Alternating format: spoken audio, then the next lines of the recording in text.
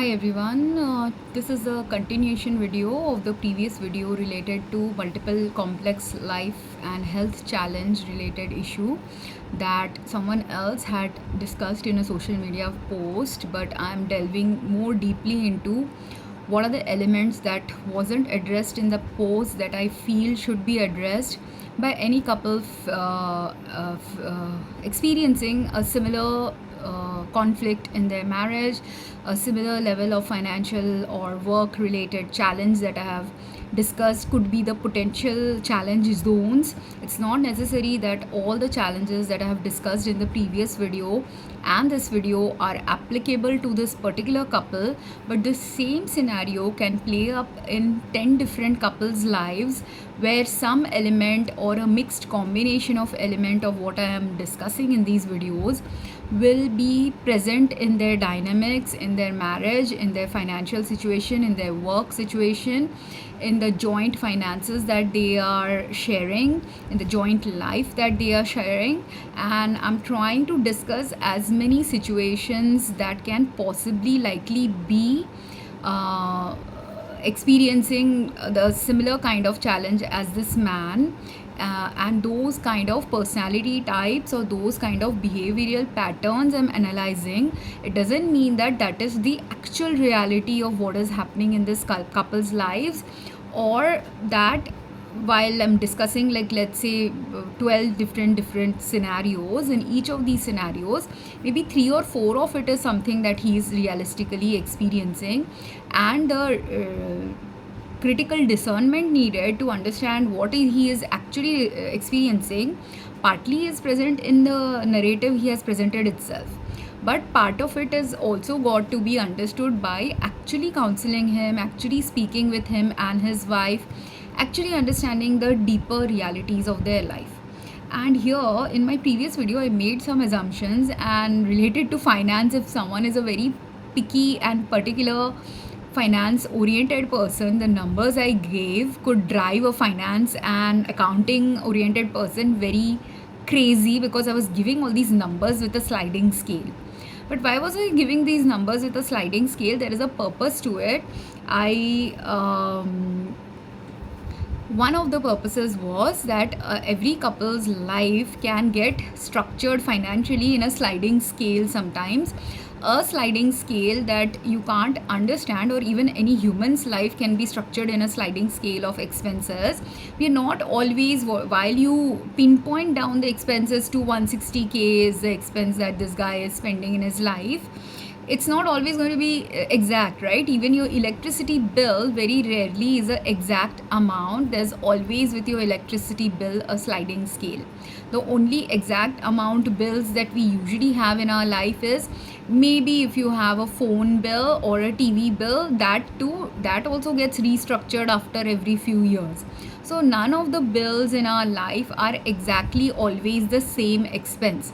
That's why only universe kind of made me tell a sliding scale of things that could possibly be going on in his life. If we look at realistically his life, and I did make some calculation errors, I didn't because I didn't do very exact calculations, and you can't, even if you make a precise calculation, life circumstances always will determine how that calculations impact changes in your life.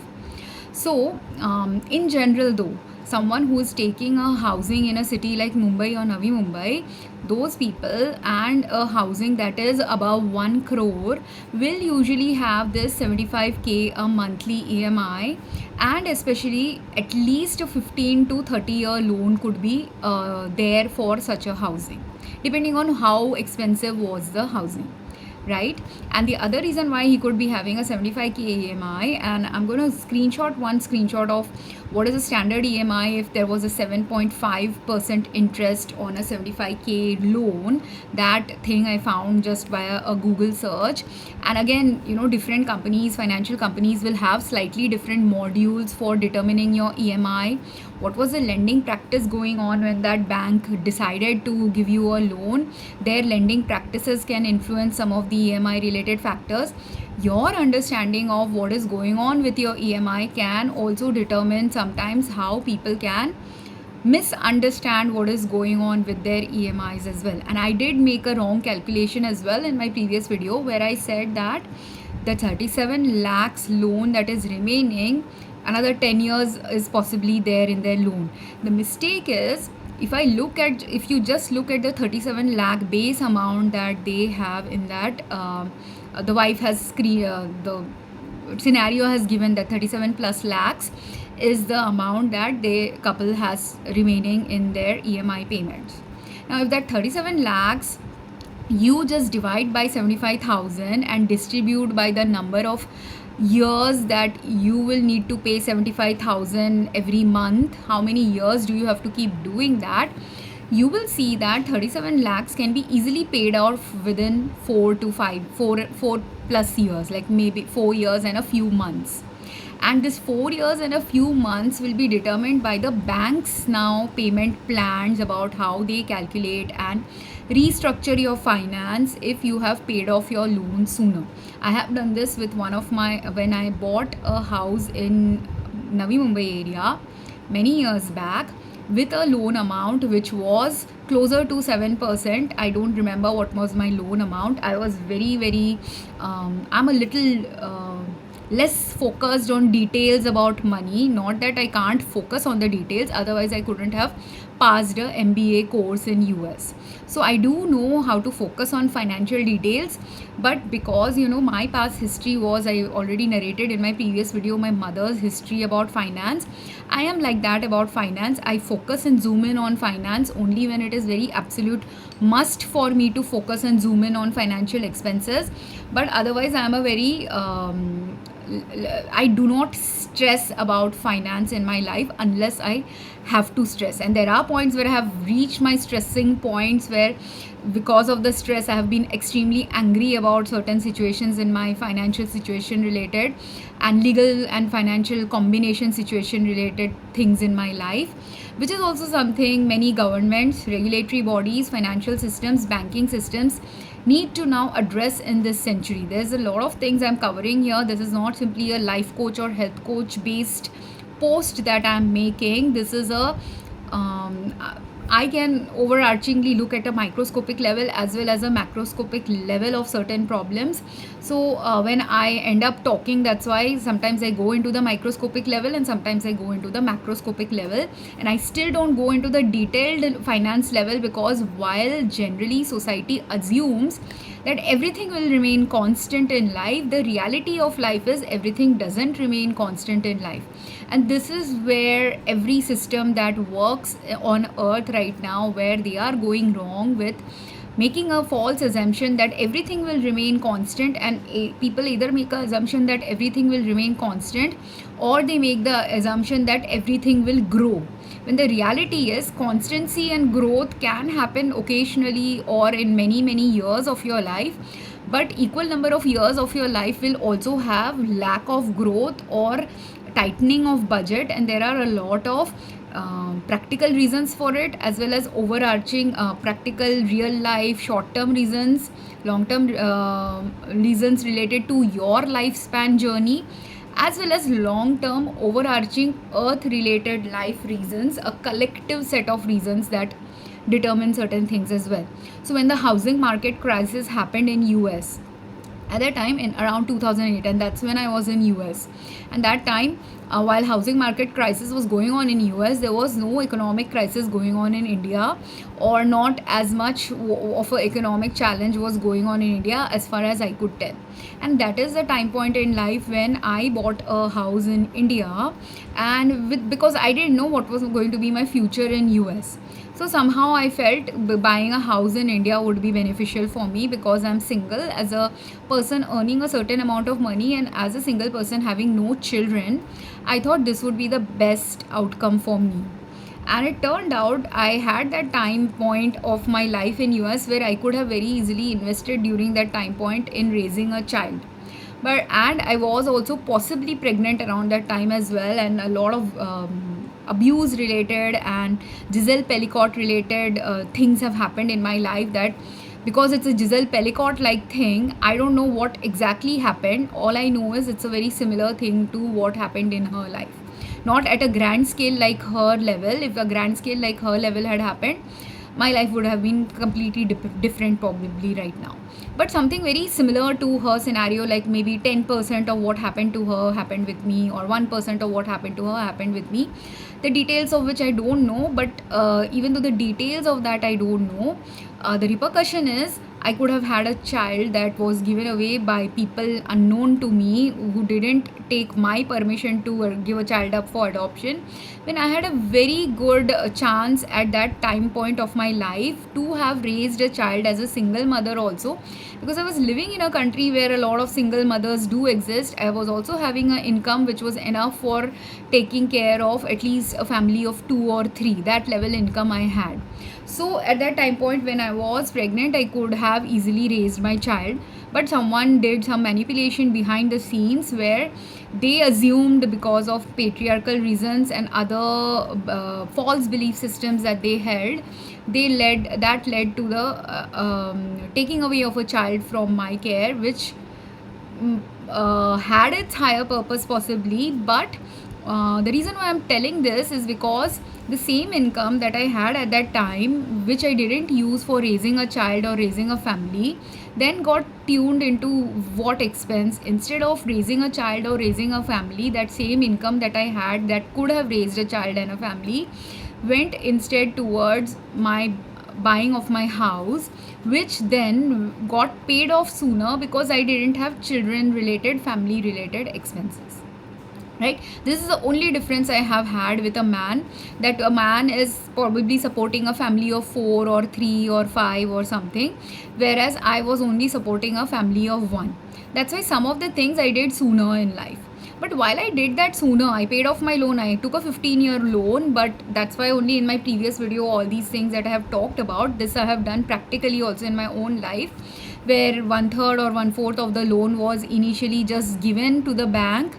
So technically they should have restructured the loan. It could have been I don't even know whether it was a 15-year or 10-year loan. I didn't look at the pay. I just signed off on a paper without looking at remembering the details of the paper. At that time I didn't even do a MBA course, and I was just newly working as a professional at that time. So I was just learning how to manage adulting related things, because I was in my late 20s, mid to late 20s age when I did this. And before that, in the first 4 years of my life in US, I was a lower income worker in US. So as a result of being a lower income worker, I was simply doing budget living in US. Not just a lower income worker, there were few months of my life in US where I had no income as well, where I had extremely low income, that I had to tighten my budget to move in with more roommates, to manage my expenses. All of these things I have done. So I know how to tighten my budget to a very great extent when I have very low income, no income, and I am relying on my past income. And this I did at a level of a income where I was having a lower research student income at that time. So I had a research student income and a teaching aid income, both of which are very low income in US. And I survived with that for 4 years in a US life by myself, most of the time living by myself, sometimes living with roommates to share the cost of just housing expenses, which is also something. Sharing the cost of when housing market is crashing or going in a lag turn, that is the time when, if you have good friends or good social circle, like family circle, that is the time when joint living related parameters also have to be explored by family or a group of friends. So when housing market is crashing, that is the wisdom at that time, like when the economy is slowing down, when your salary is not at par with the expenses that are for any new thing that you have to buy. If you do not have that salary, like this guy's salary is I told you that this is possibly a salary of someone at a higher level, a little bit higher level position than a base entry level position in a company. So in order for him to even have achieved this higher level position, he had to have had a entry level position for a while as well. So this guy's initial 15-year loan or 30-year loan, whatever number of years of loan he had taken from the bank, when he had a lower income, let's say he had less than 1 lakh as an income initially, when he took the loan, at that time the loan was financed based on his income of that time. So because his loan amount and loan payment structure and everything was determined by the known 10 years back when he took the loan, when his salary was a 10-year-old salary, at that time if he had a and he had likely had to have had a lower salary than 1.65 lakh. So if it, and the normal salaries of any entry level position in India I usually see is 50,000 to 1 lakh depending on what field you are working in, right? And that too if it is a good educated high level field. If it is a little less valued field in India, you could even have at a entry level position much lower salary than 50k as well. But some scientific positions, research positions, doctor medical related work or engineering related work, all of these are the little bit higher spectrum of salary. So you will have at least a 1 lakh salary for many people. So at that time his loan was, that's why possibly a loan where he was also likely not paying a 75k EMI. At that point of time he was maybe paying a 30k EMI, and at 30k EMI again he made the decision of choosing to pay 1/3 of his salary towards his loan possibly at that time. That is what I feel he most likely might have done. Paid about a 30k EMI, initially paid a couple of lakhs, 10 to 20 lakhs of his loan he might have already paid off. Then he was paying a 30 to 40k EMI possibly. And then after having done this for maybe 10 years, a restructuring was done by them when he had a higher salary. And at that time they had likely assumed that salary is going to keep increasing. That's why he might have decided to pay the 75k instead of 30k, because he might have had a jump in salary and he might have been happy to have that jump in salary, and that's why he decided to jump his expenses of the housing EMI. But this is where he went wrong, because, and this is where many people go wrong, and many people should not do this if you are already in a midlife area where your children's expenses are not going to decrease as the children are aging. Your children's expenses will increase for a certain time span of your life with them.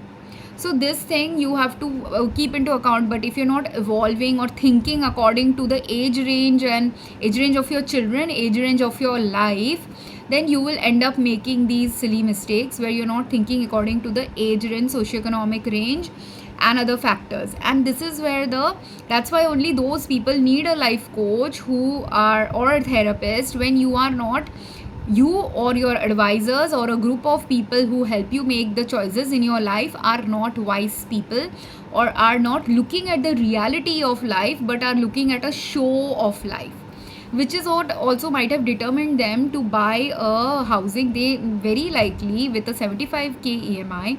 Now if it is a 30-year loan, it could be a more than 2 crore housing also. But if it is a 15-year or 20-year loan, at that time, or near to 2 crore type of a housing could have been purchased by them as well. But if it was a 15-year loan or a 20-year loan and with a 7.5% interest, that kind of a loan will be a 1+ crore housing.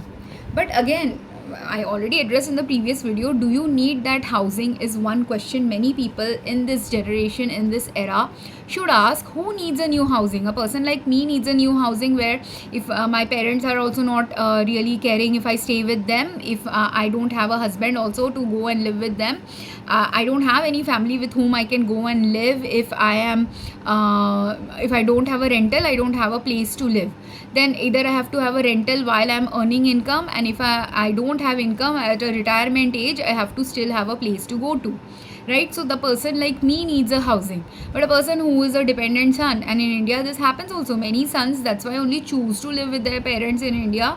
It is a housing market related issue also that causes many to live with their parents, because it benefits a son. If the son lives in the parents home, he doesn't get to have the 75k EMI, he doesn't have to pay any rent to the parent as well, he doesn't even pay sometimes any household expenses to the parent as well.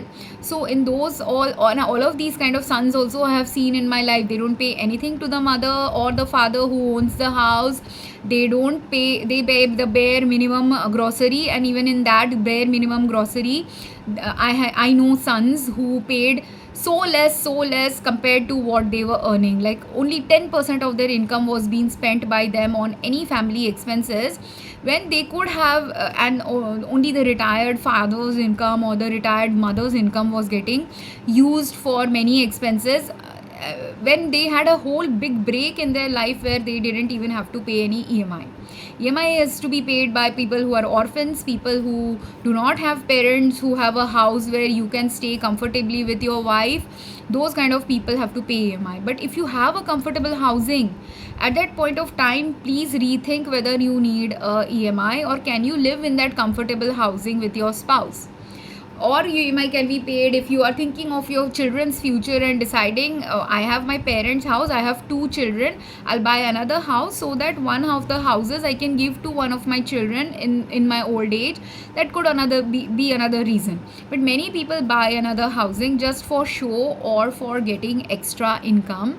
But that extra income won't come until, in India, the most housing, as far as I know, you don't get the keys to your housing after paying off your loan. You get the keys to your housing, which happened to me. I paid off my loan sooner. It was more than a 10-year loan. I don't remember, it was either 10 or 15 years loan. And because I had a salary, because it was not a salary in India, for US it was a normal salary of US life, but for India it is a high salary. So based on Indian circumstances, I could pay off the loan sooner, and also because I didn't have any children to take care of at that point of time. Not that if I had known I was pregnant, I would have taken care of the children, and instead of paying off the loan in a few years, I would have taken the whole 10 years 15 years to pay the loan then. That is the only difference that would have happened, and as a result I would have got the keys of my home also possibly later. But this is something also businesses can, or housing loan related policies can change, where if someone has already paid off, 2/3 of their loan or 75% of their loan, at that time also maybe you should start giving the keys of the facilities.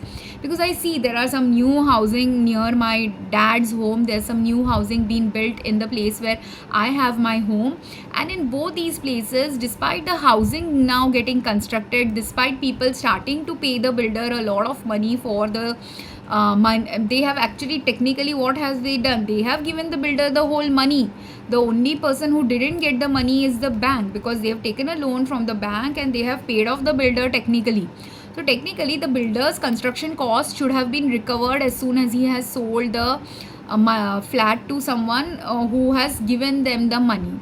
Now here, technically, whether this is happening from the banking side, I don't know. Whether the bank also takes time to give the builder the money immediately, I don't know what exactly happens here. But this is what I feel should be technically happening, that if the builder technically already has all the money from the client, because we have taken a loan from the bank to pay off the building, the builder should be handing off the keys when the construction has been done of the apartment. And when a fully constructed building is there and nothing is getting sold, that means a downturn is coming in your economy. So if you're a wise builder, you should stop now purchasing or building any more. Activities need to be reduced. Instead of focusing on building activities, it doesn't mean that when downturn is coming, building related activities will stop. What you have to do is, you have to shift your market to a different industry or a different thing at a time when, again, when downtimes come. Like I told about physical health, how downtimes are necessary for certain things to be done for physical health parameters, or while running a pharmacy, what pharmacy needs to do when downtimes are there. Likewise, in a builder's case also, when downturn is there, there is a restructuring that he needs to do. All employees who are not mindful employees, they need to be possibly retrained or reevaluated whether they should retain those employees who are not doing good work. But again, good work is not equal to who does more work, who does busy work, who does futile work. Good work is quality work. So that quality work needs to come back into the builder. The reason why his buildings may not be selling, he may not have done quality work. The quality work that could be related to the location where he made the building, a quality work that could be related to amenities he is not providing to his tenants, the future related to the tenants he didn't look at. I also went to Pune recently, few years back, and in Pune's housing, I was looking at some Pune housing also. And in Pune housing, that was so ridiculous. They have not even upgraded right now to modern lifestyle, where Even now Indian latrine is being used in Pune housing, which is another problem. There is many other problems in Pune. While organic farming is going around in Pune, no greenery related initiatives are present in Pune, or very low greenery related initiatives are present. In Mumbai also, greenery related initiatives are very mistakenly being practiced in a right way. It is not getting practiced very and about plant related issues I have already discussed in previous videos. People can look into that.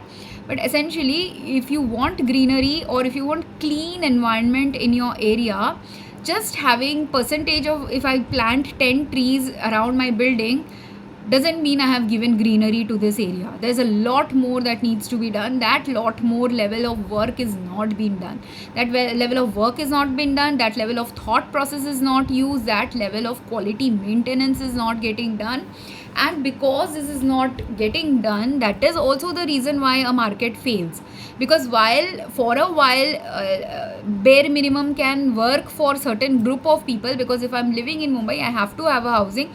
If I'm desperate enough to have a work in Mumbai, I am desperate enough, I do not have anyone else to fall back on, I have to buy a house. So that kind of a person will invariably buy even a crappy house, because that is all I can get.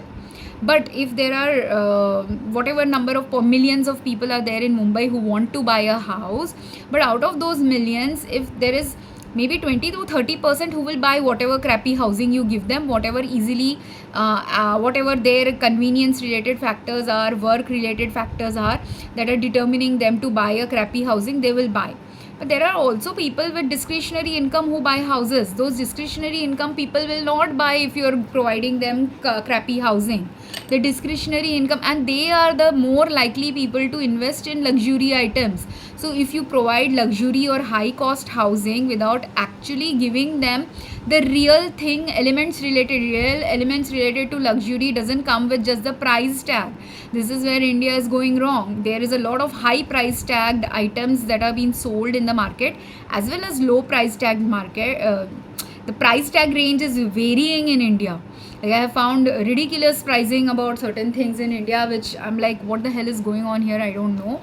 But that needs to be investigated too. But ridiculously high priced items are also there, ridiculously low priced items are also there, and quality is missing from both the high priced item, low priced item, which a country like India can't afford.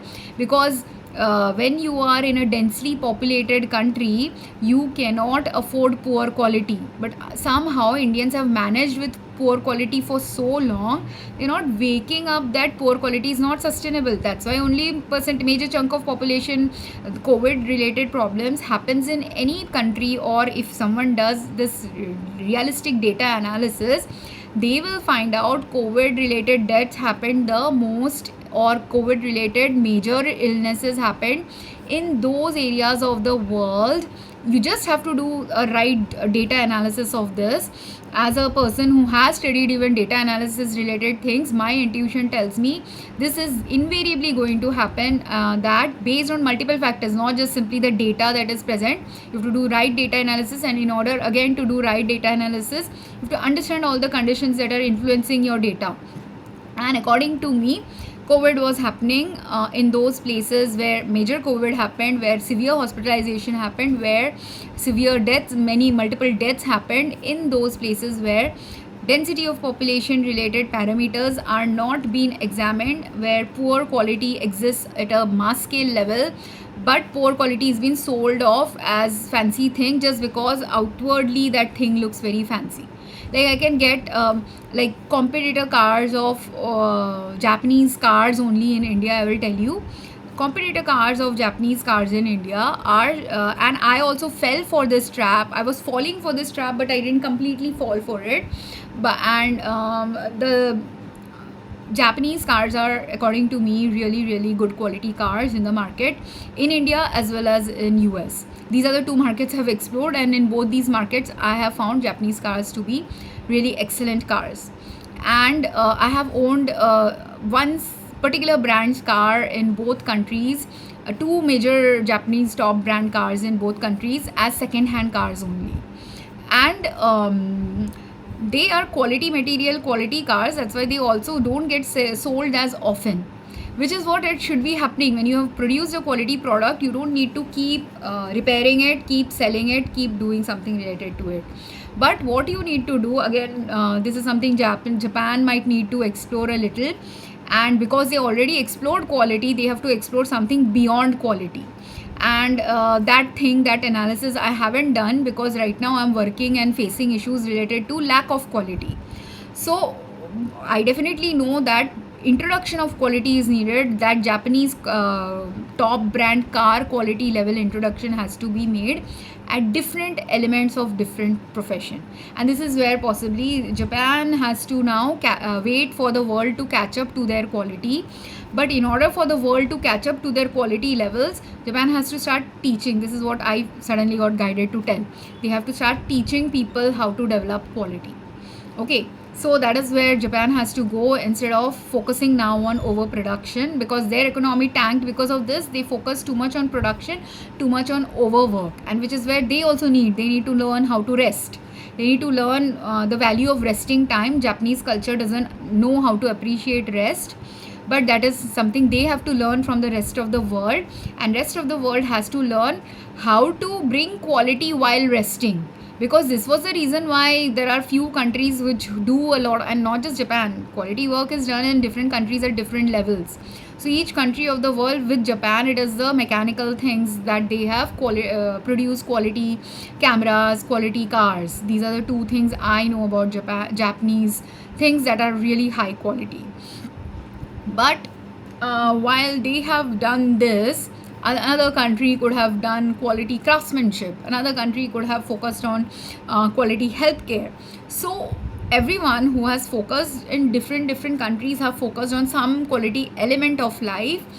Now is the century where those quality elements of different countries have to merge together to build a quality life on earth at every country's level. That quality life on earth can't be built, or a quality life at your personal level can't be built, if you don't understand what is true quality, if you don't have the wisdom to understand what you should be spending on.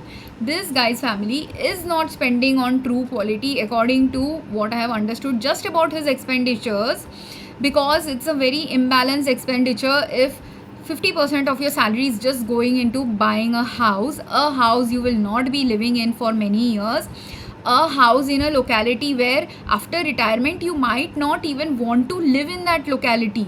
That is another consideration people forget. Like, some people think like this is the mentality of people I have found in Mumbai, or people buying houses in Mumbai. They want to buy a house in some fancy location of Mumbai because elite stars live in that location, and that seems like a very popular place, or the housing is very fancy looking. Housing has been marketed as a very fancy thing. So all of these determine someone, I want to buy this. Now they want to buy it, they are paying a loan for 15, 20, 30 years for it. They are not going to even go and live in that house for 15, 20 years possibly. Very few are buying. This guy likely is not living in that house that he has bought, or if he is going to live also in that house, another 10 years later he will be living. And people don't understand how fast things develop in Mumbai. I understand it because I went out of Mumbai for 13 years. As soon as I came back in Mumbai, I realized how much development has happened. I didn't live in my dad's home for 2 years. Again, so much development happened around his house. I didn't live in my own home for a few years. Again, a lot of development is happening in around my own home as well. So very fast development happens in Mumbai, which needs to slow down in Mumbai, because Mumbai can't sustain that right now.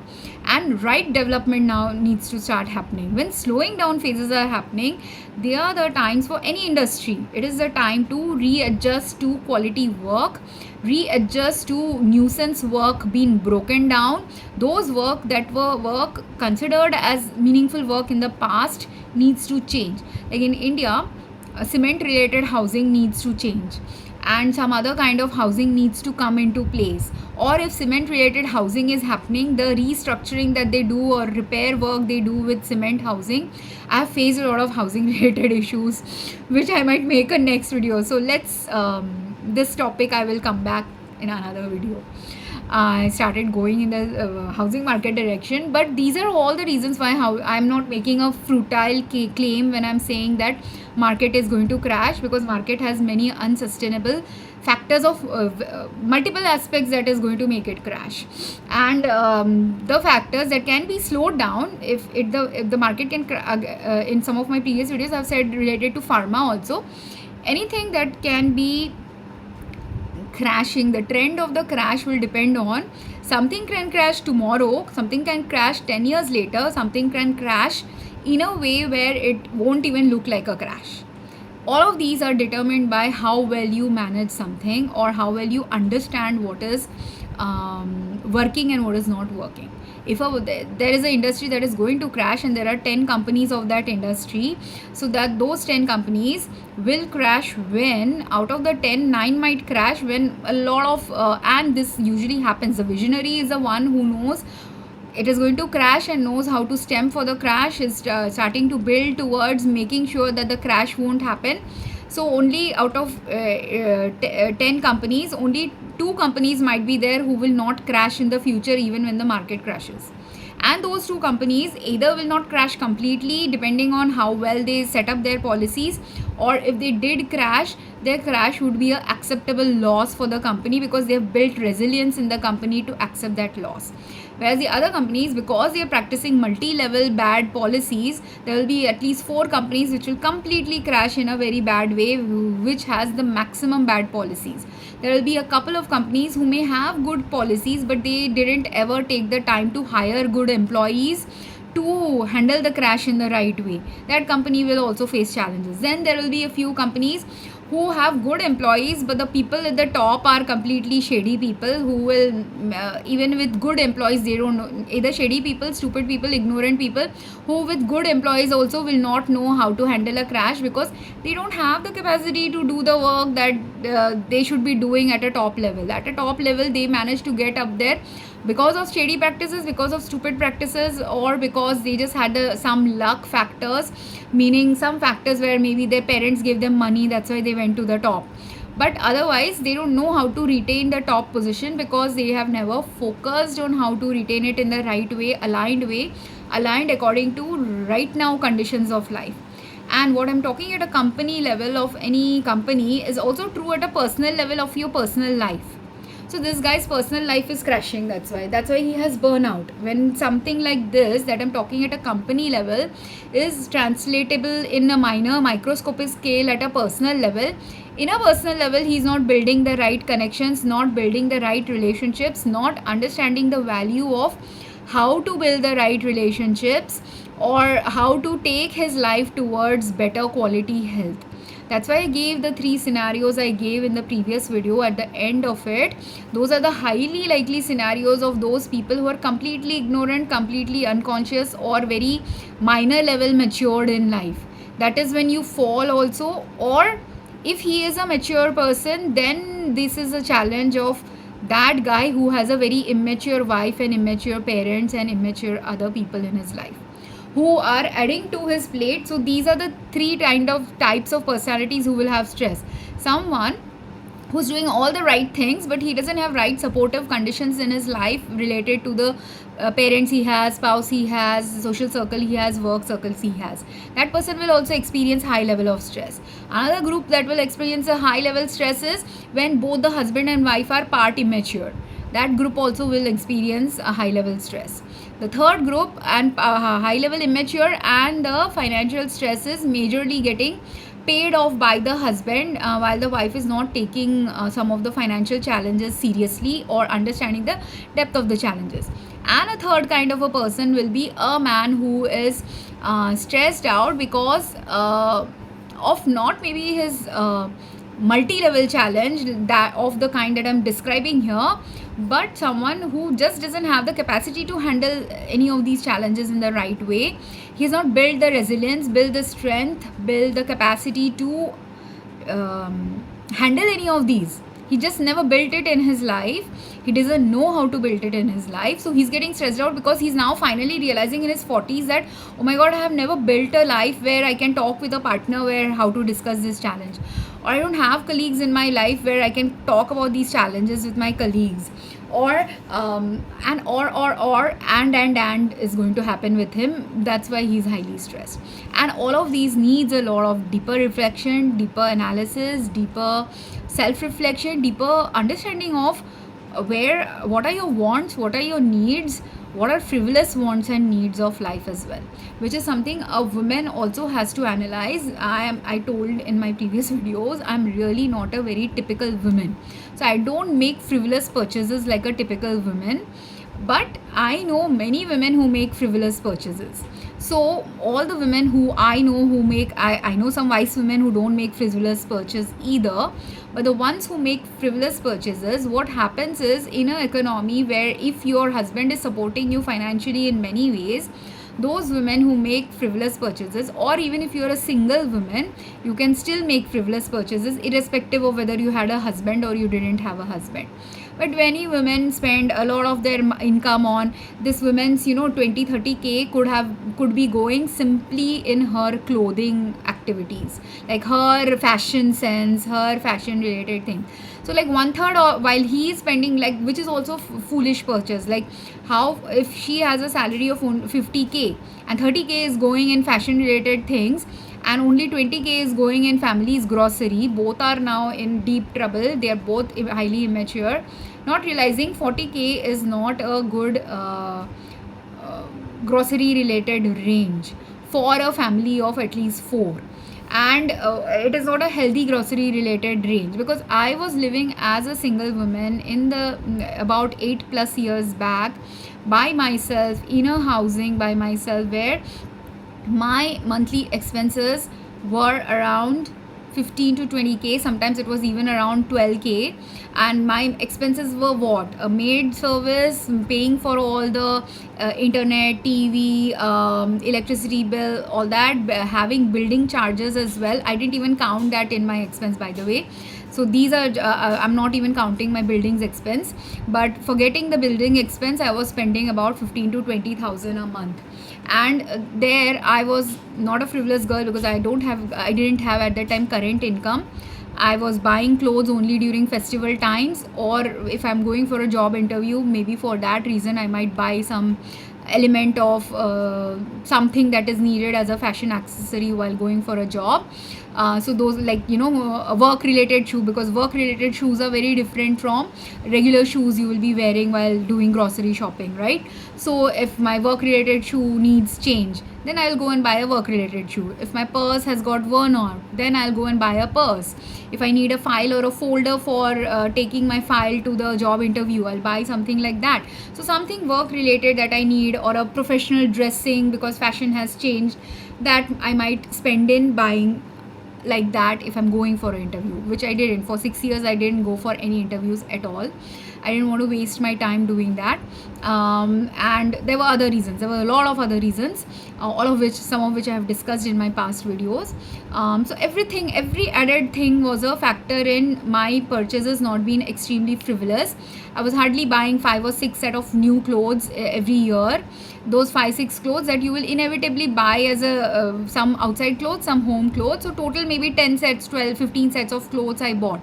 But even 10 to 15 sets of clothes is not a frivolous purchase for any woman, because that many you need for your home related activities. You might if you're going and doing some exercise, for exercise you need a little different kind of clothes.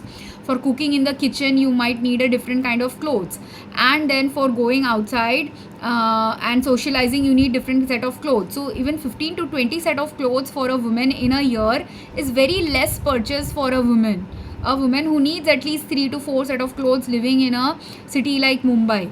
And then also there were years where I haven't even bought 15-20 set of clothes. I've only bought 5 set of clothes, and that's it. Okay, because you will be judged if you dress poorly. A woman is judged even worse than a man is judged if you dress poorly. A man, if you dress poorly, people will assume either he doesn't have a good wife, or he's a low socioeconomic status person, and people will empathize with a man. With a woman that doesn't happen, because I have gone in interviews wearing Indian clothes, and I have realized that even though I lived in US and I love wearing Indian clothes, that's why I've gone to interviews wearing Indian clothes. Not later on I realized that if I hadn't worn Indian clothes, if I had worn Western clothes and spoken a bit more in my accent. I have a very good American accent also that I can speak in, like, not American accent, but I can speak with an American accent sometimes, but I don't usually do that. So that also causes people to underestimate my capabilities about certain things, which I can't do anything about.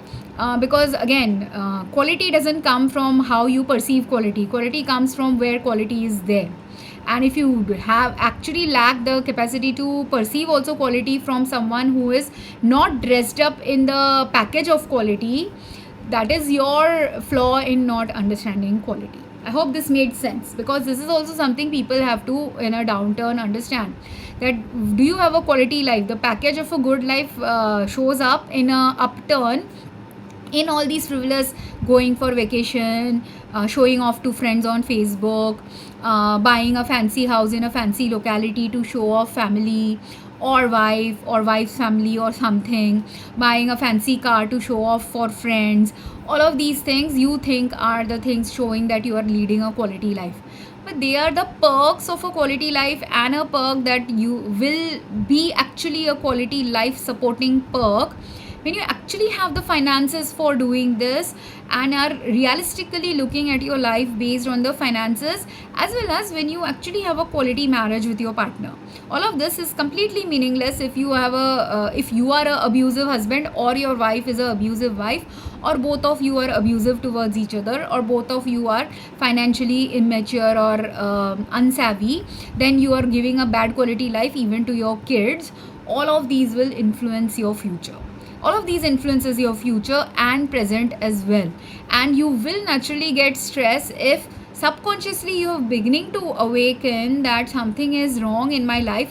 While on the outside world, on paper, it looks like I have a quality life, I have this fancy top class vehicle that I'm paying for, so all my friends are envious of me. But does that envy really matter if that top class vehicle that you're paying for is giving you stress? Nothing will matter to you if it is giving you stress. And at that time point, if instead of buying that top class fancy car, if you had bought a utilitarian car, or a car that you actually use more than you don't use, that is the time having a car actually has a benefit in a country like India. In India, I think cars are completely, I myself realize, except for if you're buying a top class Honda Toyota level car, those are the only cars that should be on Indian roads according to me, based on how bad Indian roads are, how bad India right now doesn't need cars with extreme pollution. India needs quality cars, and these are the only two companies that I know that can provide actually pollution less cars in India. And but only if Indian market awakens to it, which Indian market hasn't awoken to. And that's why if some other certain changes these Honda like companies should make to make their cars competitive in India. Unfortunately, they didn't wake up to what needs to happen in Indian market to make their car competitive for Indians. Like and I actually wanted to buy a car from a Honda dealer. I knew Honda was a very good car. Honda is Honda going to promote me? I don't know, but I don't know why I said Honda's name. But that is definitely a brand that I felt was very good, solid brand in Mumbai, and it has some functional problems with Honda cars also in Mumbai. Which, if Honda dealership wants to talk to me, I'll tell you what are your business problems. Or business functional and other problems. Same with any other dealership, but car industry actually needs to wind down in India. Whether it will happen or not depends on Indian government, whether Indian government wakes up to why it needs to wind down, or wind down in the right way. If you want an entry also of a international brand in India, or any other new brand in India, that new brand has to have much more stricter regulations than what has been practiced in India. All old brands also that currently exist in India, just the PUC regulations are really bad regulations. And again, I'm digressing, but this is also related to this guy's stress level. How? Let me come back while I digressed. And why universe made me digress is bad quality cars mean high levels of pollution are there in the Indian environment resulting from bad quality car. the pollution that can come from 3 different levels. But let's just look at air pollution for now. There are multi-level pollution that's happening with cars in India. 3 is the bare minimum I can talk about, and I will make a video about car related issues next, possibly. I have a lot of piled up things I need to talk about, so I keep saying next when I'll make it. If someone reminds me in one of my comments to make a video, I will definitely make it. Otherwise, if I get guided to make it, I will make the next video about it. So this, guys, health issues, stress can also occur if your body is accumulating. If you're traveling for, let's say you live in Navi Mumbai, you're traveling to Mumbai for work, and road traffic conditions in Mumbai to Navi Mumbai takes again 1.5 to 2 hour daily travel going and coming back. And because you're a high level executive, you're also using a car to go. But let's say you do not know how to maintain your car, you have not taught your driver how to maintain a car. You may have a company car and a company has not taught the driver how to maintain a car.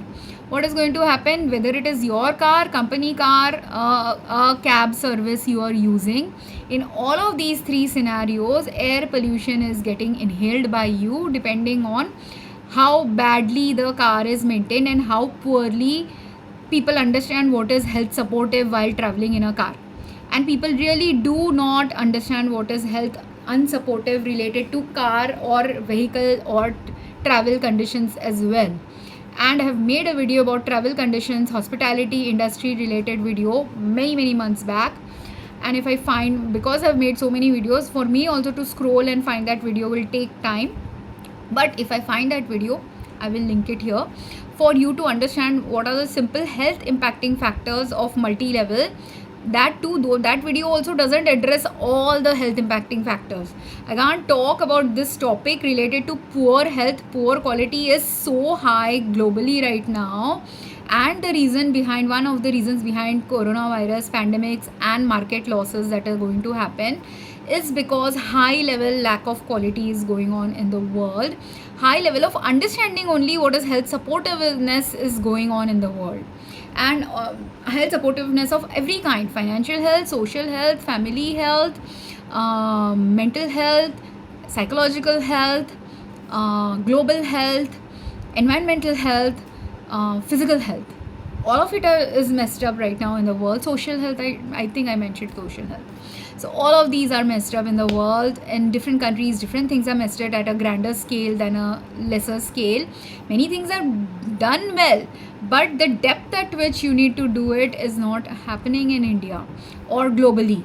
So the depth is not there. The depth and breadth and scope and influence that anything done well has to be done is not currently happening globally at multi levels. People may have a glimpse, and it is not happening. It is something that will happen possibly in another 100 years, but it can only happen in the next 100 years if humans of each level where they have already excelled in it understand that after excelling in something, what else they need to learn to excel in. So that's why I said, well, Japanese need to now learn how to rest. Okay, they need to teach and they need to rest. And this is what again, at a bare bones level, I told about Japan. Doesn't mean this is the only thing Japanese have to do, but again, this is the kind of thing everywhere, every country. And Indians need to learn what is good quality. Indians need to start, Indian government needs to be involved, as well as Indian people who work in any industry in India needs to start awakening to what is good quality related to whatever work they are choosing to do. Everywhere they have to understand what is good quality, and in their home life also they need to wake up to what is good quality and good quality support in the home life. Now coming back to the home life, if that woman is only spending on 20 sets of clothes in 1 year for herself, she's not doing a frivolous purchase. As long as her older clothes are getting torn up, worn up and thrown away, or her older clothes that are good quality are being donated away, at that time she's not doing a frivolous purchase. But a woman who is, and I had to do that because some of my old clothes had I changed dress sizes, so I couldn't wear the same clothes I was wearing in US. Then I had health challenges where synthetic material clothes that I used to wear in US was not working for me to wear in India, and I was wearing more 99% of my wardrobe and 90% of my wardrobe in US was Western clothes. Only 10% was Indian clothes, that too fancy Indian clothes which I can't wear except for festival season. And then I had dress size problems. So if I had saris, those saris I had returned from US to India. But if I had salwar kameez, which is not now my current dress size, I can't wear that Indian clothes. And they are also, they are all fancy clothes, so I can't wear them unless I am at the right dress size, as well as when festival is happening. And I do tend to repeat my clothes as well. I'm not the kind to frivolously, not repeat fashion. If fashion is coming back, then also I repeat. I'm not always fashionable, so I will repeat old clothes as well. So I was doing that, but I still needed some new clothes, because in India I'm comfortable wearing cotton clothes. My health was determining that factor, that I have to wear more comfortable, breathable fabrics. And I made that yoga video, so exercise video, but that is equally true for anyone who's not doing yoga and exercise also, to listen to your body about what clothes are beneficial for you. So I wore clothes, I needed breathable clothes, that's why also I had to buy new clothes. Then there were some pollution related factors that were impacting my life. So whatever clothes I was buying, also if 10-20 clothes I bought in the last 4 years, I bought more than 20, but whatever number of clothes I bought in the last few years, those clothes also got destroyed because of some deliberate contaminations and some inadvertent contaminations from environment pollution. Then again I have to buy new clothes, and here you see the vicious cycle of clothes are now happening, and cloth pollution is happening. And I will make a sustainability video related to cloth pollution. But now let's look back at this family. A man can go by with only 2 sets of clothes, or maximum 3. If he is a workout kind of a person, he will need a workout set of clothes, a cloth for wearing outside during office wear, and a cloth that he's comfortable wearing at home. So even ideal man living in a city nowadays needs at least 2 or 3. If he's just comfortable going out for walks in his home clothes, he will have that. He will not have a set of gym clothes or anything. But if he is a man who goes to the gym, goes for working out regimen, again he will have at least 3 sets of clothes. So men also need 3 sets of clothes, women also need 3 sets of clothes. And then you have to, this is not keeping up with the Joneses, this is the reality of life, that if your clothes are now bad quality clothes are being produced and they get destroyed because worn and torn because of that, that is one issue. If you are only buying things for fancy occasions and never repeating it in other daily wear, that is a problem. I do some of my fancy or like work clothes, I transition some of my work clothes into home clothes. So I don't buy that many home clothes. I buy when I was really sick and I needed some very comfortable home clothes. That time maybe I have focused on buying any home clothes. Otherwise, many a times I have transitioned my work clothes after wearing in work for a few years. I have transitioned it into wearing home cloth range. So I buy that kind of clothes that will be multi-purpose, and I don't buy over fancy clothes also. That's why I stopped buying over fancy clothes over time. It took me a while to adjust to understanding that about clothes. But these things are the things just a wife or a person who's on a budget has to start exploring. What is utilitarian? What is multi-purpose? Do you need to buy? Do you need 10 shoes when you have a high budget or when you have a discretionary income to spend on all these? You can buy 10 different shoes, buy 10 different purses, buy fashion accessories, buy something to beautify your home, things like that. But when you don't have that discretionary income, should the wife be spending on all these? So her expenses should be cut down as well. So if she has a 1 lakh salary, and in that 1 lakh salary 1/3 or half of it is just her fashion related things, she needs to now become mindful about those purchases as well. That is where a real marriage will work, where both are understanding where frivolous purchases or wrongful assignment of finance is happening.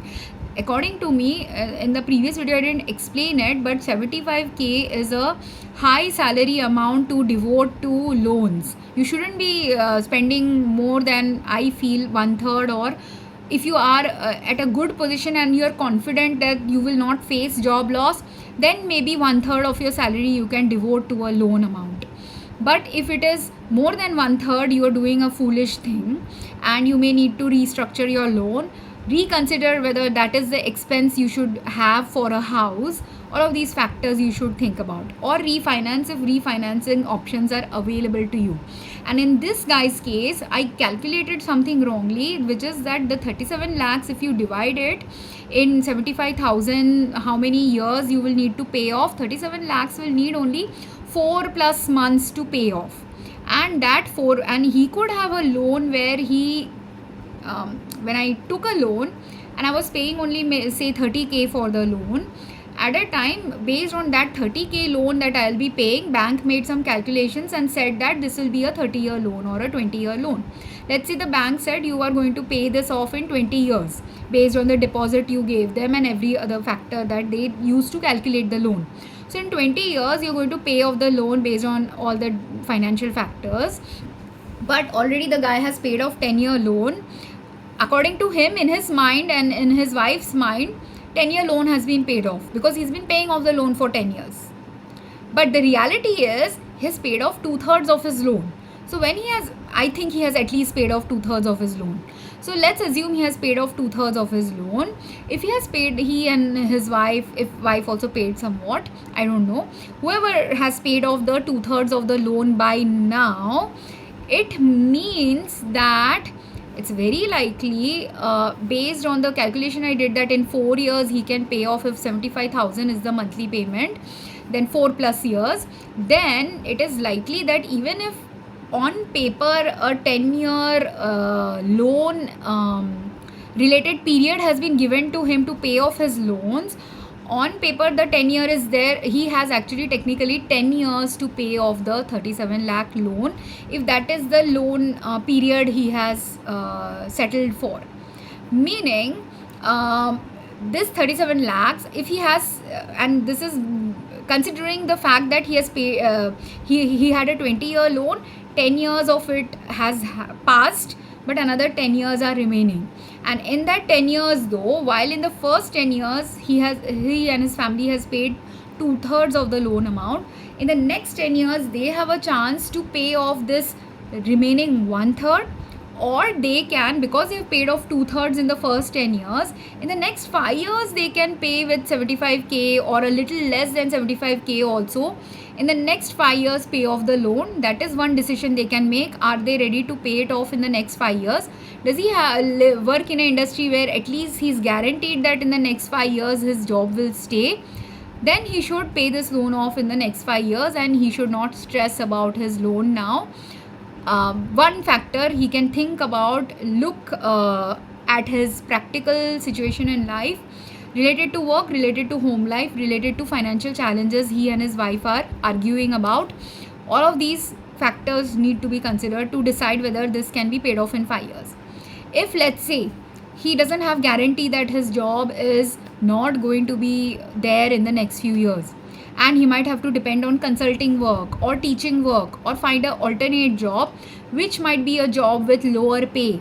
All of these could be possibly looming in his future. If not lower pay, in the future it is also possible that these children who are now in school might go to college, where for college, and in India most parents pay for children's college. So for paying for the children's college, you may have to end up paying more now than the 30k that you were paying for lower level schooling. So for university level schooling, college level schooling, when more money has to be paid, that will also, even if his salary stays stable at 1.65 lakhs plus a little 10-20,000 consulting work, it may not be enough to tide for their future expense, possibly. Now these when have to all be examined in the right way. Like depending on the age of the children, some factors will have to determine his future expense. Depending on what field the child will study, that will determine another set of expenses.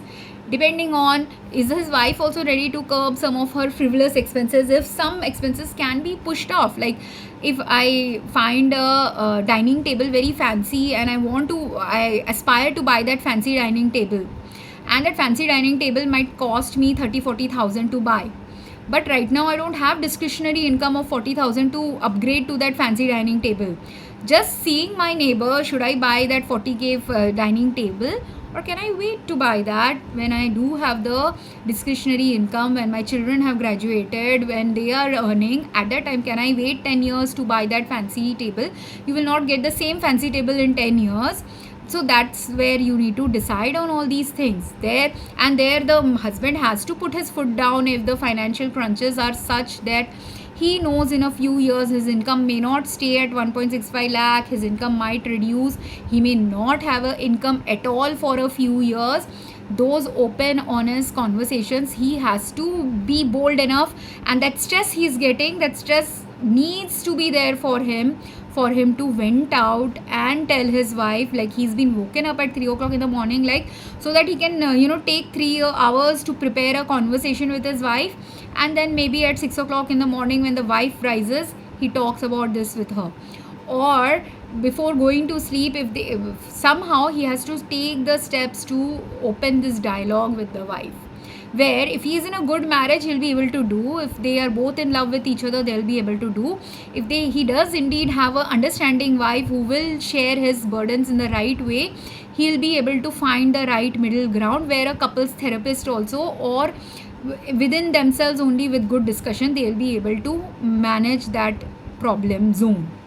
But if they are in a bad marriage, it will not happen. And at that time, if his marriage crashes, that's why I said it sounds very harsh and cruel, but if they are not able to find the middle ground, if she says that I have to have 50,000 as my wardrobe related expense, she's not ready to cut down her wardrobe expense even for a few years, or she's not she only wants the husband to take more and more work, she's not ready. Like if she say she has a job where she can also apply for promotions, or she's was a part-time worker, now she can expand her work into a full-time work, but she's not ready to do it. At that time also is a time to revisit, should you be taking all the financial burden if your wife has a lot of discretionary time? Like let's say the children go to school for 6 hours in a day, and then another 4 hours they go for tuition and other activities, so like that she has around 10 hours of free time in the daytime. And because we are living in a city like Mumbai, most people do invest a little bit in their housework, but very few people I know who are not housewives. I invest certain things in house related things, but when I have been used to working a lot in the outside home life, my focus on house activities is a little less. I do have a lot of hobbies, so I keep myself engaged with a lot of hobbies and other things. But there are many women who don't do that, and if I had children, I would have focused on my children.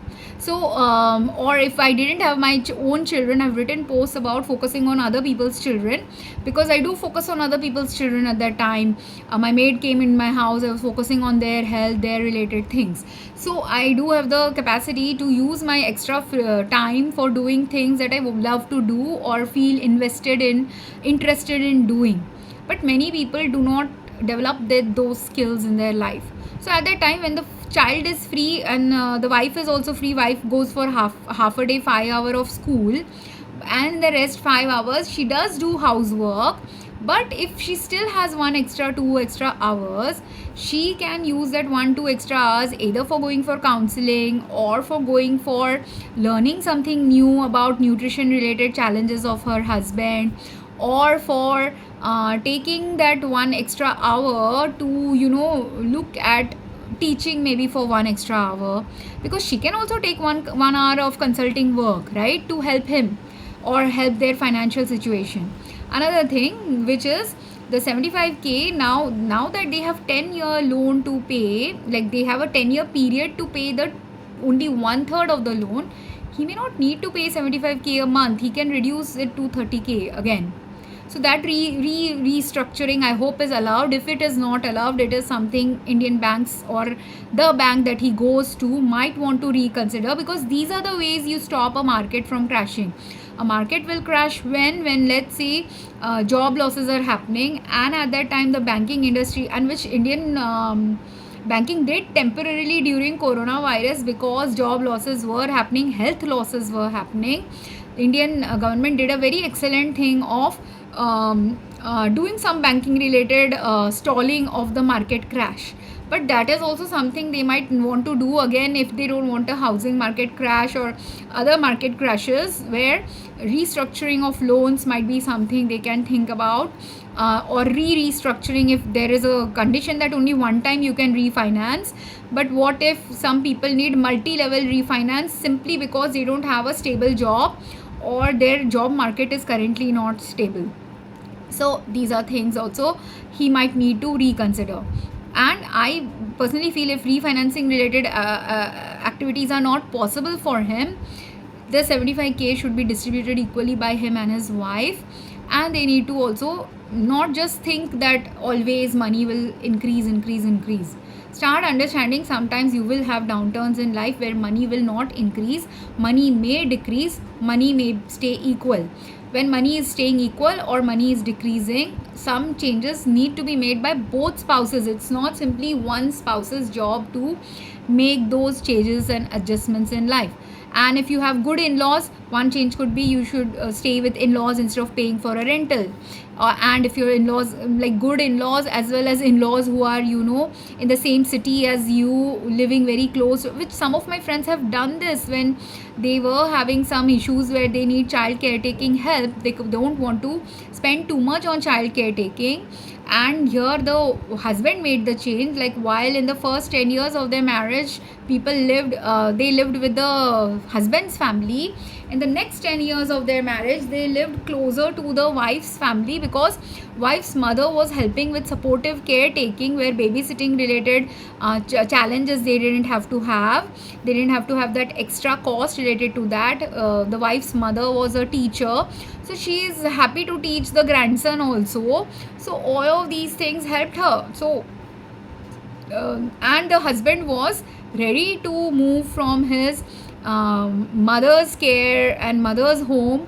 They didn't move in with the daughter's parents, but they lived closer to the daughter's parents, so that first they moved to a different housing possibly after a few years, which was closer to the child's school initially.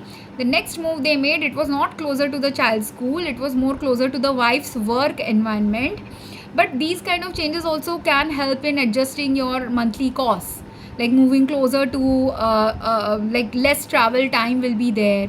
Like if you want, like there are men who want their wives to cook at home, who don't want to hire a cook, or who don't want to eat outside a lot.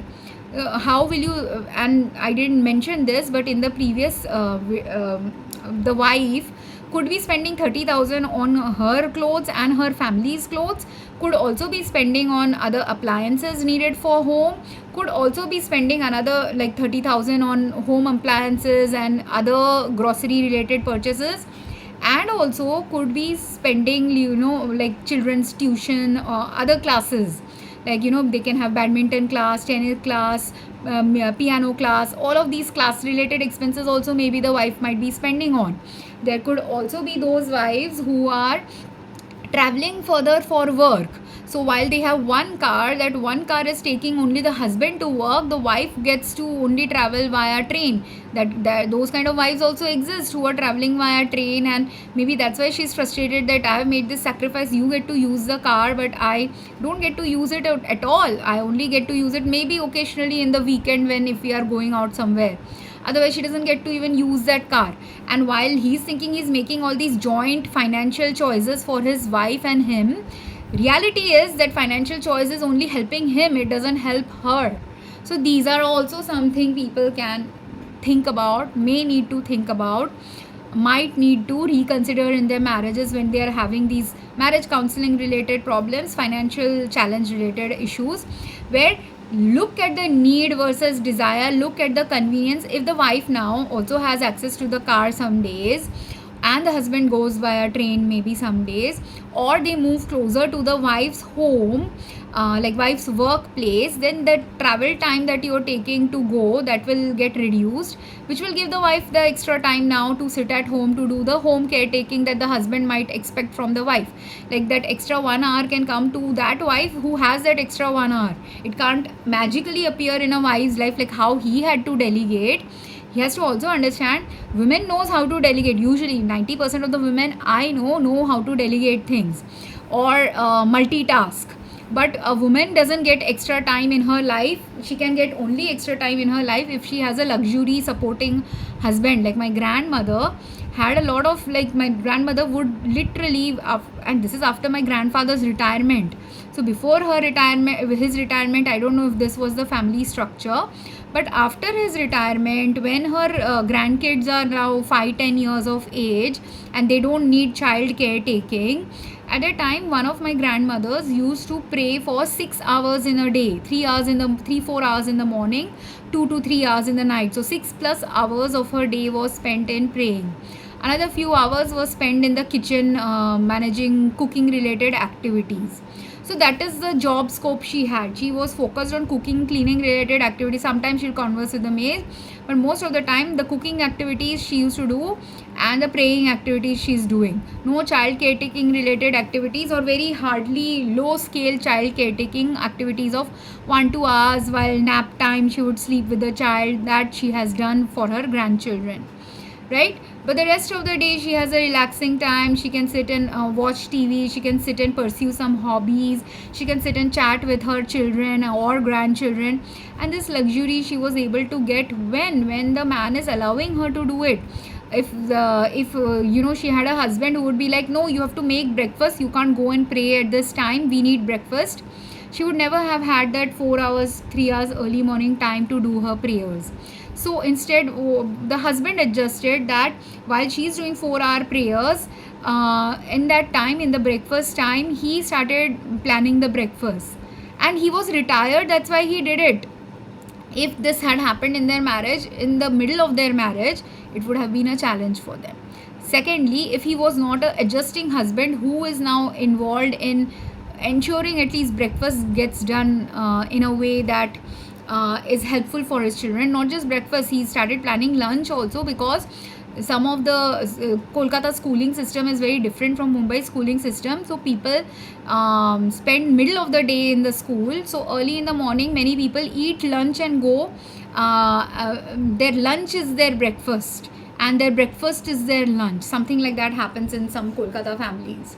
So these adjustments they were able to make because of the way in which their life was. So this adjustment thing has to happen from both spouses, which happens only when maturity is there, true love and care for each other is there, and true understanding is there, that you don't villainize your partner, or your partner is that adjusting kind. You have to villainize those people who are not adjusting. Like, how much ever you tell your wife that 30k is too much of an expense on groceries right now, let's reduce some, and in under her groceries it could be some frivolous, some good purchases. The good purchases need to stay, the frivolous ones need to stop, or ones which we get impulse purchases might need to stop.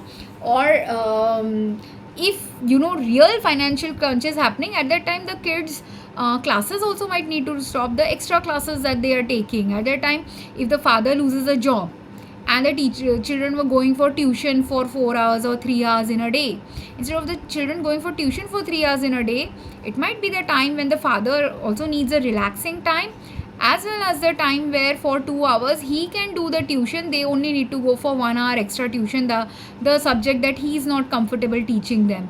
That could be a alternate life plan that can unfold for them when he loses the job. So this is how you manage your stress. You find out the alternative solutions, balancing solutions, realignment solutions. Do a little bit of future thinking, and no one is telling him to do a 10-year future plan, but do a 5-year future plan. Do a future plan where you understand the limiting circumstances of your life, but also of your children's life, also of your wife's life, and where both of you are being immature about certain expenses, and where both of you can work around that immature expense to ensure that one or the other or both are not getting stressed out about finances.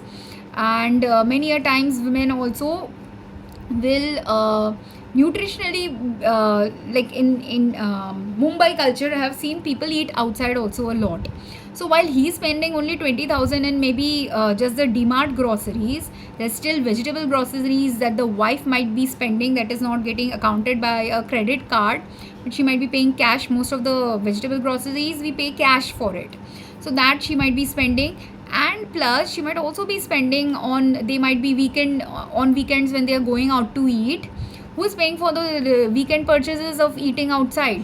Many families eat outside once a month, once a week, or buy something from outside and order takeaway from outside restaurants. Those are also the expenses that the wife is paying. That could also be a major chunk of the payment that he's never even looking at. And now that he has a nutritional challenge related to acid reflux, that acid reflux could be influenced by the outside food they are consuming, the right nutritional subgroups they have to consume. They might have to rethink which restaurants they should eat at, because different restaurants don't have healthy practices. So some acid reflux related symptoms can also happen from arsenic poisoning, can mimic acid reflux symptoms. So if arsenic is there in your food, that can also impact your acid reflux. From where does arsenic come in your food? Arsenic can come when a lot of pesticides are being used. Arsenic can also come in many very long-term farmed items, like according earlier data has already existed about arsenic being there in rice, but I have also found arsenic to be present in wheat as well in India. So rice and wheat products can have arsenic. So if rice and wheat product and rice bran oil also is something I have found to have arsenic in it. So for me, and I get acid reflux as soon as how I didn't go and chemically test arsenic in any of these products. But how did I realize that arsenic is a potential culprit? Is from some arsenic poisoning related, exposure related symptoms that I got, and which anyone who knows pharmacology can look into this, or wants to look into arsenic poisoning can double check whether arsenic poisoning is happening to you at a micro level. It is not a poisoning where I've gulped a whole bottle of arsenic, or someone is poisoning me daily with some arsenic, but it is arsenic that is accumulating in my body because of the fact that I am daily consuming rice, or daily consuming rice and wheat products or oil, all of which have arsenic related contaminations in them. And because micro contaminations are there in all of these or one of these, and I'm daily consuming it, slowly it's building up in my body to lead to poisoning related symptoms, which for me was leading to heavy acid reflux symptoms every time I was using rice bran oil. And while many people consider rice bran oil to be very beneficial for heart health, my acid reflux was so terrible, I stopped consuming rice bran oil. I tried to convince my family also to not consume it. I couldn't convince them. But at least when I was there in their homes, I would either buy a separate set of oil that would align with my health, or my family was generous enough to buy a separate set of oil that would align with health. So which was not rice bran oil, which was healthy oil, but of a different kind where arsenic wouldn't be there in it. Similarly, when I discovered the problem with wheat products, I stopped consuming biscuits, because biscuit was the main wheat product I was consuming, which I felt had arsenic and other acid reflux inducing elements in it. Biscuits also have sugar. So some biscuits had arsenic problems, some biscuits had arsenic plus sugar related problems, both of which can also influence acid reflux. So I stopped consuming that. I reduced using those things which mindfully I can observe is impacting my health. And herein also is why maybe sometimes when you have a job loss, or a marriage crashes and you are getting divorced, or both is happening in your life, while at that point it is very soul shocking experience, or a grief striking experience, or an experience that will lead to your suffering, those are also the times where you're meant to become self-aware and self-care focused, so that you focus on your health and understand, while my nutritionist has said I have to eat healthy oil, healthy food, now what in the oil that I'm purchasing is actually realistically healthy for me. My nutritionist which happened to me, my Ayurveda teacher Ayurvedic doctor, because of whatever I was going through at that time that she diagnosed, told me that you have to have green moong in your diet. Now, I also concurred with her analysis, the Ayurvedic aspect of the analysis that she has done related to nutrition was perfectly in alignment with Ayurveda's teachings. As a pharmacy student from India, I do understand some Ayurveda related stuff. I don't understand everything about Ayurveda, but I have some basic understanding, way better understanding than a layman's understanding of Ayurveda. So I understood that the nutrition that she is suggesting is the right nutrition for me. But while that nutrition has been suggested by her, She asked me also to the green moong that I was consuming, when green moong and other green vegetables she told me to consume, and some of those I consumed, and it did help with the health issues. That was the second way. I was not just blindly trusting her, I followed her practice, and it helped me also find an alignment that doing these practices are helping my health. But there was also, and she gave some medicines also, those were also helping my health. And I had multi-level health challenge going on at that time, so for each of those health challenges, each of the different practices that she suggested was working for me. But there was a part where eating moong was not helping me. Why? Because the moong I got in the market at that time was consistently getting contaminated with pesticides, fungicides, other chemicals, some processing steps related chemicals. As a result, even if I wash the moong 3-4 times, soak the moong and wash it 4-5 times, the pesticide in it was not going away. Plus there was home water contamination, so that also added to the chemical contamination while cooking it. Even if I was using a filtration device, there was chemical contamination in my moong. So high chemically infused moong now, which was happening from the, it could have arisen from the farming steps to the processing steps to the cellar steps to the home cooking related steps, all of which in combination made the moong really toxic for consumption for me. So I stopped consuming it. I couldn't, and just because a doctor has said I have to consume moong doesn't mean I can consume any moong. It has to be the right quality moong. Here do you see how quality is important? It has to be cooked in the right way, it has to be the right quality, the water pollution factors in my environment has to be right for it to actually align with my current status of health. As a person earlier who was not sicker with organ damage or any other health challenge, at that time eating a little bit of chemically infused moong wouldn't have impacted my health that much. But, or even if it was impacting it, it was a very slow impact on my health. It is not a drastic, immediate, urgent impact.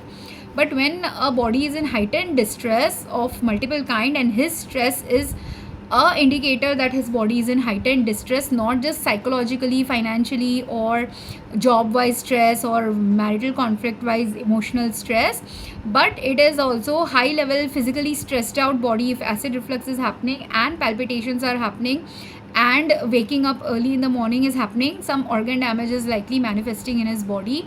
Organ damage and high, if he does, there are some stress related enzymes that he could check up in his blood, those that will correlate with the fact that his biological system is highly stressed out from the chemicals in the food he is consuming, chemicals in the environment he exists at, the chemicals in the transportation system that he is navigating. All of these add literally to the physical stress in your body, which will increase via stress enzymes increasing in your body. So his cortisol level, C-reactive protein, and certain other protein levels will increase in his body according to the different kinds of stress. His body's actual physiological stress levels will change depending on how much stress factors are there. And now as he slowly deconstructs the stress factors and slowly changes and heals those stress factors, shifts those stress factors, stops doing those activities that will lead to his stress, that is when true meaningful resolution will happen, which will need at least 4-5 years of time for him to actually rebalance his health back. He can't get back to his original health without making the slow necessary step-by-step changes. I made many slow necessary step-by-step changes to understand how to not live in a body which is consistently liver damaged or some other organ system is damaged or some other stress factors are getting added to my plate. So slowly step-by-step changes I have to make. The places from which are out of my control, like a business practice or a government regulation, where they need to change, I did complain to businesses as well as governments about the places where they also need to change, because some of the changes were needed for mass scale purpose.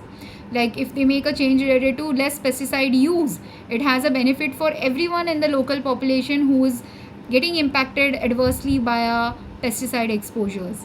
Similarly, if a business now makes the right practice to understand why chemicals shouldn't be there in the moong that they are selling.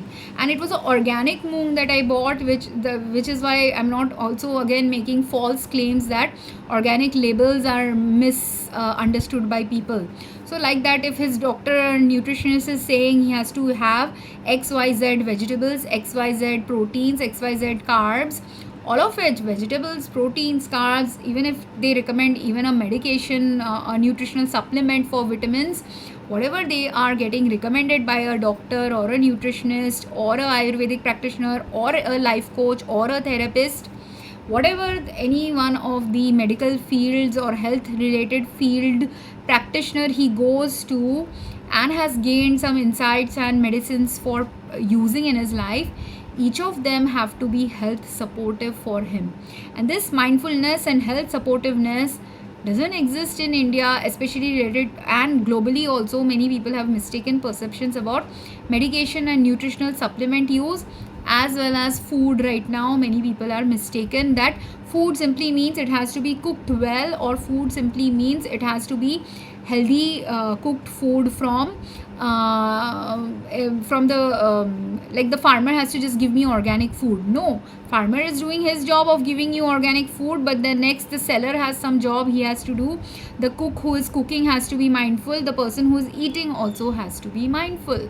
And your job as a person who's eating, who's suffering from acid reflux, is to become high level mindful about what are the different factors impacting your acid reflux and how you manage each of the factors that add to your acid reflux in a way aligned with your health, aligned with your life circumstance challenges. So I hope this was meaningful. And while he is doing that, because there's a couple conflict also happening and finances are impacting both their lives and their lifestyle choices are likely impacting both their lives, many of these have to be jointly done by both of them. If you're in a good marriage, you'll be able to do that. If you're in a bad marriage, it is time to also realize when to quit a bad marriage. So all of these things are very necessary for anyone who wants to survive through whatever is going on in this man's life, or anyone facing very similar level challenges as him. Does he have all these challenges that I have discussed? I feel at least 70 to 80% of the things I've discussed here are his challenges. My intuition says they are his challenges. But even if they weren't, even if only 50, I was wrong, and only 30% are his challenges, there does exist a guy out there in the world who will have many of these challenges in their life, related to their life, their marriage, their socioeconomic circumstance, their other relationship related to life circumstances as well. Because he could also have like the 75k loan, who's maybe the 75k isn't just simply his housing loan. Out of the 75k, 20k could be his parents' housing loan and the remaining could be his. And there again, should he take up his parents' housing loan when he himself doesn't have the discretionary income? Can he wait to take up the parents' loan? If he has another brother, can his brother pick up that loan? If he has another sibling, can the sibling take up that loan? Can they take up a little bit of the loan? Can you refinance their loan? All of these are again another thing that people might need to look at depending on what is going on in your life. Okay, so I hope this was meaningful. Anyone has questions, comments, wants to get in touch with me, and also wants some health related consultation with me, please get in touch with me via my social media page that I have listed in my description sections of this main page. And in future I might put a phone number, but I'm right now not putting any phone number because I don't know how many people are interested in connecting with me. If viewers are there, that just means people have got the information. But if someone wants one-on-one session, you have to take the steps to connect. Now you can take the slow step, fast step, up to you, but you have to start taking the steps if you feel that there is some doubt in your life that you want to clarify.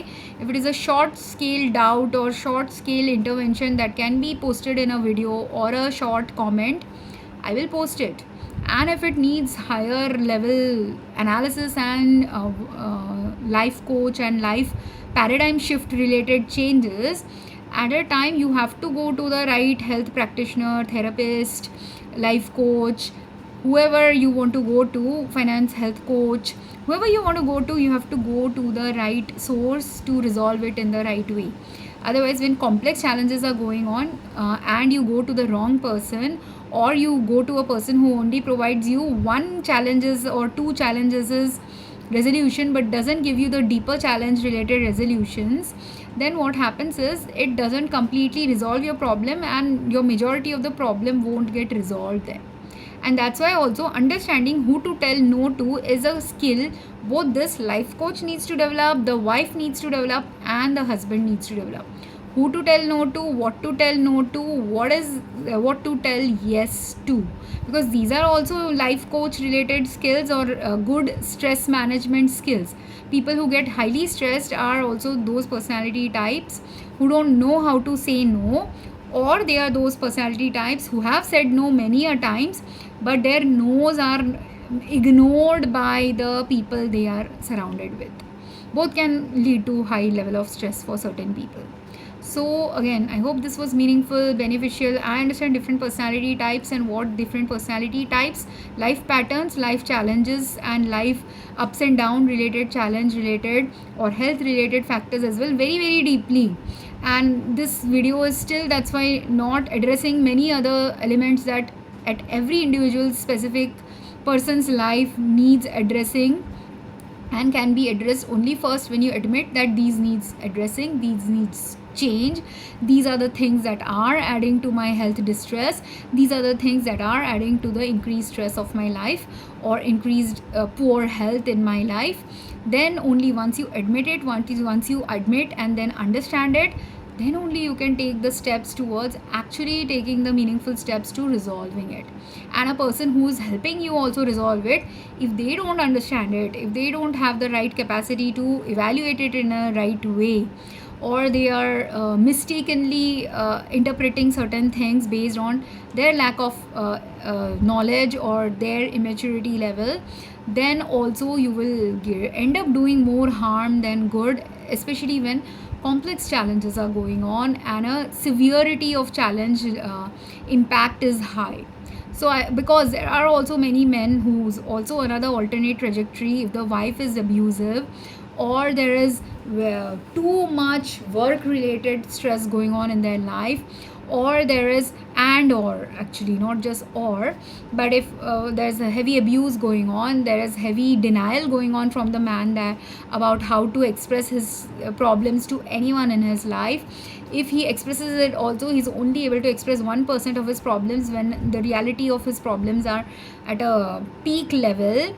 And if he doesn't have the surrounding support system to help him manage his stress in the right way, some of it has to be managed by him. Related to nutrition, he has to manage. Related to taking a work call, he has to manage.